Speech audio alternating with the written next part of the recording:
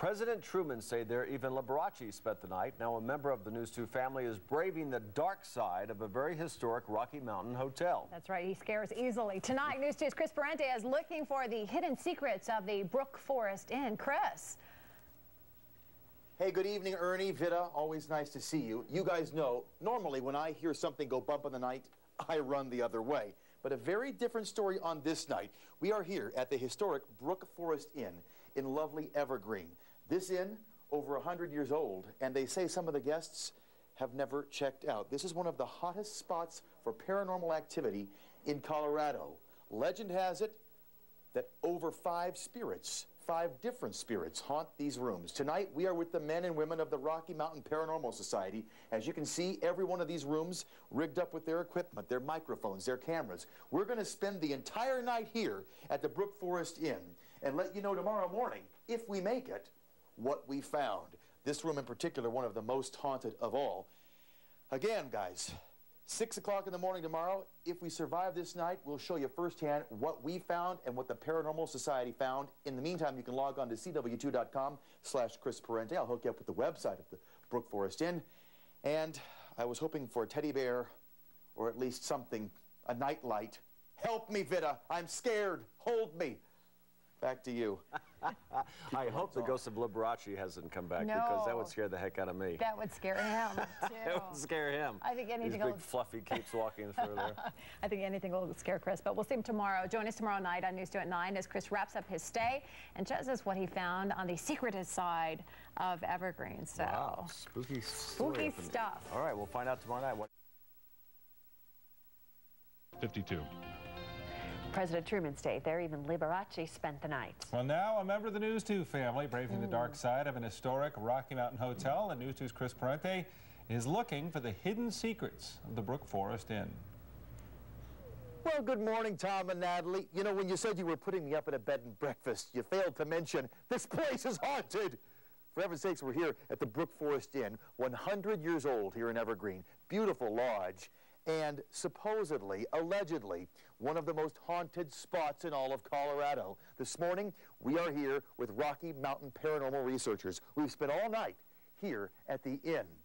Coming up this morning, you're going to see how Ghostbusters do their work, the equipment they use. You're also going to hear the legends of exactly who is haunting this bed and breakfast. And, of course, you'll find out if we caught anything on tape. In the meantime, you can log on to cw2.com/Chris Parente. I'll hook you up with the website of the beautiful Brook Forest and also the Rocky Mountain Paranormal Research Institute, because these guys are great investigators. And meantime, if you'll pardon me, I want my mommy. I'm scared. And I'm locked out. And he's locked out. That's our Chris. We'll see more from him coming up in the 7 o'clock hour, theoretically. And we'll be back in just a moment. Well, this morning, we're ghost hunting with the Rocky Mountain Paranormal Society. The News 2's Chris Parente is at a bed and breakfast in Evergreen, where rumor has it something often goes bump in the night. Chris? They're here. Or are they? That's the question here at the Brook Forest Inn in lovely Evergreen. We have spent, as you know, all night here with a combination of high technology and high hopes, trying to figure out whether or not there may indeed be something haunting the hallways and rooms of this place. As you can see, this is not your grandma's seance where there's candles lit, you're trying to contact the dead. These paranormal investigators take their work very seriously. They've had cameras, computers, equipment hooked up all night long, and Baxter's the guy who actually knows what he's doing with all this stuff. Morning, Baxter. Good to see you. Good morning. Good to see you again. I've said before that I'm impressed by the setup here, because this really is an involved process when you investigate a haunting, isn't it? Absolutely.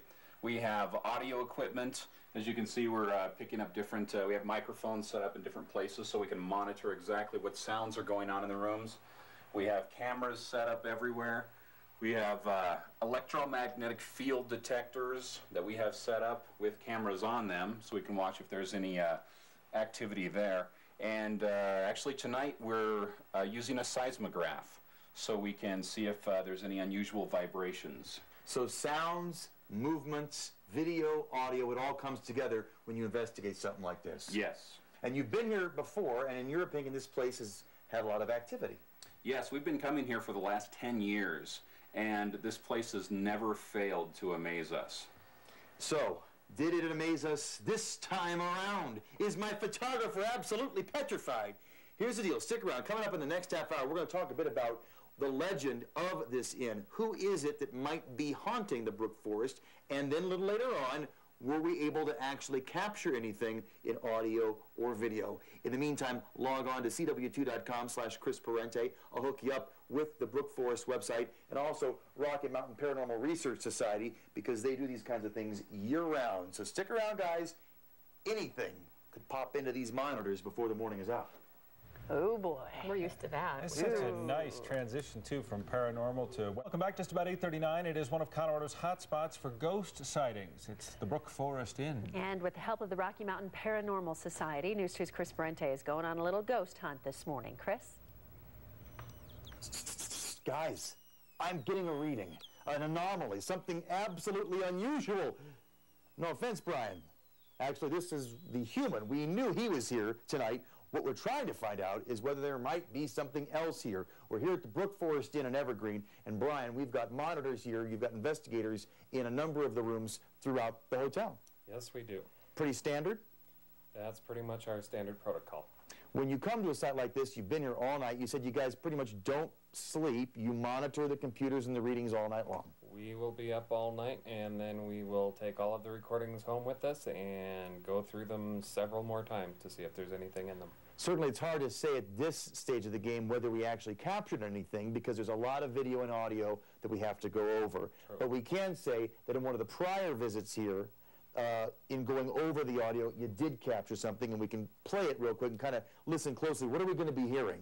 We will actually be hearing a bit of audio that was taken from about a 4-hour period. And this sounds like, what, footsteps, doors closing? You have footsteps, you have doors closing, a lot of random little thumps, and there was nobody in the inn at the time. Let's take a listen real quick.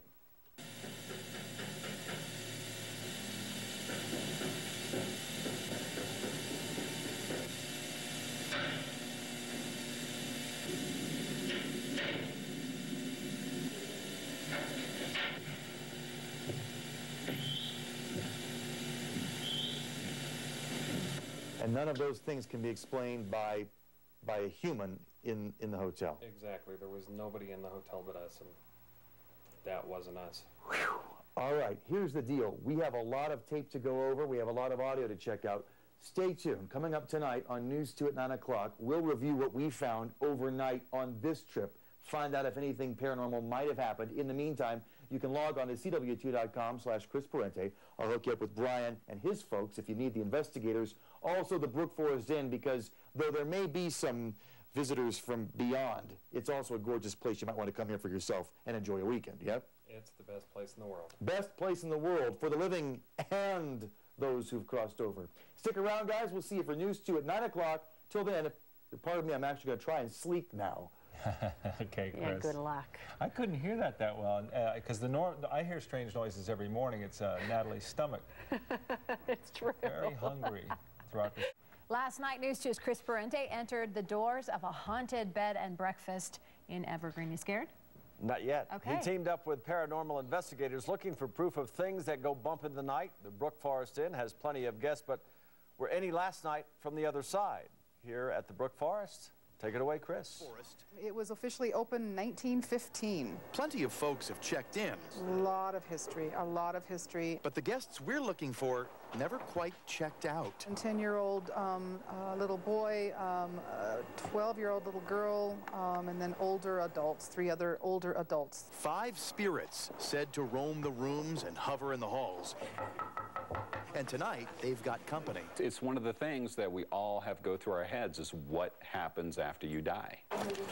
It's an all-nighter with a team of paranormal investigators. What we do is try to find answers for strange things that happen. Looking for those strange things means a host of high-tech gadgets.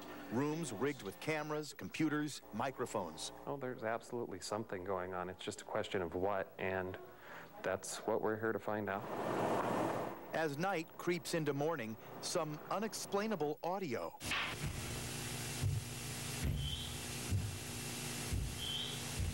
But were they really ghostly footsteps?